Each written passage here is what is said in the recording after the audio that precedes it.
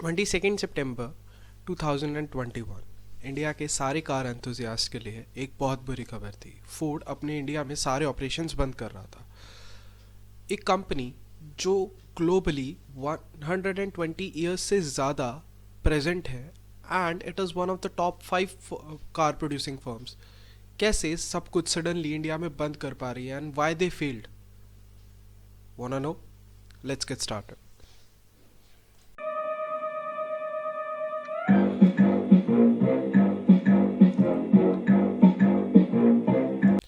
इस brand slaughter में जाने से पहले फोर्ड की इंडिया में जर्नी को देख लेते हैं। Ford was established in India 26 years ago, जब इन्होंने एक जॉइंट वेंचर साइन किया था महिंद्रा के साथ। तब इस कंपनी को महिंद्रा फोर्ड ग्रुप कहा जाता था। इन 1998 tables got turn because Ford ने इसके 72% स्टेक खरीद लिए थे and now Ford became Ford India private limited. यहाँ इन्होंने अपनी गाड़ियों का मास एक्सपोर्ट स्टार्ट किया in the form of CKD units that is completely knock down. इसको आप इस तरह समझ लीजिए कि सारी गाड़ियाँ डिसअसेंबल्ड आती थी और वो फोर्ड इंडिया के प्लांट्स में असेंबल होती थी। इन 2002 फोर्ड ने लोकलाइजेशन स्टार्ट किया एंड यहाँ पे उनका एग्रीमेंट साइन होता है हिंदुस्तान मोटर्स से, जहाँ पे वो पेट्रोल इंजन को इम्पोर्ट करते हैं। 2009 में ये लोग फुल एक्सपेंशन की तरफ जा चुके थे and they gave the birth to 2 Figo twins, जो इनका मेजर मार्केट अट्रैक्शन होने वाला था। 2011 में इन्होंने एक प्लांट बनाया with a mind to compete with Swift twins and Brio and Amaze, जो कि कैपेसिटी रखता था 2,40,000 यूनिट्स को प्रोड्यूस करने की। 2000 और to be honest this was a blunder. 2015 में जब इसके रिजल्ट्स आए, ये प्लांट ऑलरेडी 46% घाटे में चल रहा था। 2016 में रिकोलैबोरेटिव एफर्ट शुरू हुए महिंद्रा और फोर्ड के बीच में। These two friends were joining their hands back together. ये कोलैबोरेटिव एफर्ट्स 2020 तक चले, जब महिंद्रा का CFO CEO बने एंड उन्होंने इससे बिल्कुल मना कर दिया and now Ford had nothing to do with India. वो कुछ कर भी नहीं सकते थे। The option of leaving the country came and 2021 में they sign the papers and left the country. Ford एक बहुत बड़ा ग्लोबल प्लेयर है। उसे किसी भी कंट्री में रहने के लिए, जाने के लिए, सर्वाइव करने के लिए कोई इशू नहीं हो सकता। बट फिर भी 26 साल बाद वो लोग इंडिया में फेल हो गए। इसके बहुत रीजंस हो सकते हैं, बट यहाँ पे मैं सिर्फ 2 कोट करना चाहूँगा जो मुझे लगता है मेजर रीजंस है। First is patchy vehicle segmentation and second is depreciative expansion strategy. अब आते हैं पहले पॉइंट पे, that is patchy vehicle segmentation. अब इनके सेगमेंट में बहुत गैप्स हैं। एग्जाम्पल के लिए इनकी पहली गाड़ी है फीगो, दूसरी Aspire, third freestyle and fourth EcoSport and the last one that is a luxury one is Endeavour. अब इंडिया के अंदर 4 लाख से ऊपर की इनकम रखने वाला आदमी एक गाड़ी अफोर्ड कर सकता है। So yes they have a quite few entries in that, but 13 lakh का इको स्पोर्ट का टॉप मॉडल आता है एंड उसके बाद सीधा 40 लाख की गाड़ी। इन दोनों के बीच में कोई भी गाड़ी नहीं एंड काफ़ी ज़्यादा मार्केट इस स्पेस में सरवाइव करता है आज के टाइम में।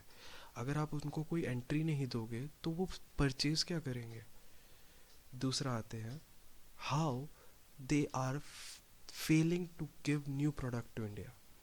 इनका latest major vehicle update was in 2018 जब इन्होंने फ्री स्टाइल को लॉन्च किया था। उससे पहले की इनकी सारी गाड़ियाँ फेसलिफ्ट भी 5-5 साल पहले हुई थी। एंड अगर आप लोगों को एक यूएसपी नहीं दोगे, अगर आप कंज्यूमर्स को एक यूनिक सेलिंग पॉइंट नहीं दोगे इतने कॉम्पिटिटिव मार्केट में, तो आपकी गाड़ियों को प्रेफर क्यों करेंगे। आप एक बात समझिए, कोई चीज़ जो पिछले 5 साल से वैसी ही है और कोई चीज़ जो अभी नई आई है जिसको एक नया अपडेट मिला है। एग्जाम्पल लेते हैं इको स्पोर्ट और क्रेटा को। इको स्पोर्ट और क्रेटा दोनों लगभग एक ही टाइम में लॉन्च हुई थी एंड तब से क्रेटा के 4 नए मॉडल्स आ चुके हैं और इको स्पोर्ट के सिर्फ 2। क्रेटा ने पिछले 2 साल में एक फेसलिफ्ट और एक नया मॉडल लॉन्च कर दिया एंड यहाँ पे इको स्पोर्ट का एक मेजर अपडेट भी नहीं आया है। So that is why consumers tentatively go there, क्योंकि वहाँ पे उन्हें ज़्यादा मिल रहा है। At same price they are getting more. Second one is depreciative expansion strategy. अब यहाँ पे मैंने जब वीडियो में मेंशन किया था कि 2011 में they started a new plant in Gujarat with a production capacity of 2,40,000, having a big number. Ford एक बहुत पुरानी कंपनी है. They established in 1903 globally, but India में they were having a baby steps. उनका कोई भी अब तक मेजर सक्सेस नहीं था. आप खुद सोचिए, कोई बंदा जो 35 मार्क्स स्कोर कर रहा है अपने एग्ज़ाम में, वो कैसे 100 को सोच सकता है नेक्स्ट 3 या 4 सालों में. Everything goes in a layered matter pattern, right. धीरे धीरे धीरे धीरे धीरे धीरे बढ़ाना चाहिए. And that is why they failed. They marked a huge number of 2,40,000 and they failed it by 46%. जब फोर्ड इंडिया को छोड़ के गया था, they had a losses of $2 billion US, जिसके अंदर 0.8 billion were non operating and 1.2 billion were operating. इतना बड़ा सिग्निफिकेंस और इतने ज़्यादा ambitions with low progress made them fail. इन दो इश्यूज़ की वजह से फोर्ड अपना कभी भी एक यूएसपी बना ही नहीं पाई.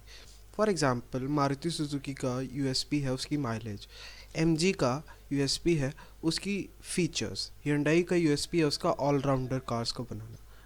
ऐसे ही फोर्ड कभी कोई यूएसपी बना ही नहीं पाया. इसीलिए लोगों को एक क्यों ही नहीं मिला कि क्यों वो उस प्रोडक्ट के बारे में सोचना शुरू करे. फॉर एग्जांपल, आपको एक कार लेनी है तो आप एक फ़ीचर तो रखोगे ना अपने माइंड में कि मुझे एटलीस्ट ये तो चाहिए ही है. इसके बाद आप और चीज़ें डेवलप करना शुरू करोगे कि अच्छा इसमें ये भी है, ये भी है.